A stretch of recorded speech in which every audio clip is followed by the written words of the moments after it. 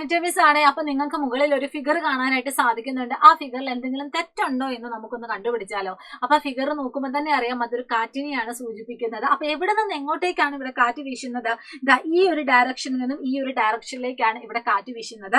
ഈ ഒരു ഭാഗം എന്ന് പറയുന്നത് കടലാണെന്നും ഈ ഒരു ഭാഗം എന്ന് പറയുന്നത് ലാൻഡ് ആണെന്നും നമുക്കറിയാം. അപ്പൊ കടലിൽ നിന്നും കരയിലേക്ക് വീശുന്ന കാറ്റായതുകൊണ്ട് തന്നെ ഈ ഒരു കാറ്റിനെ നമ്മൾ വിളിക്കുന്ന പേരാണ് കടൽ കാറ്റ് അല്ലെങ്കിൽ സീ ബ്രീസ് എന്ന് പറയുന്നത്.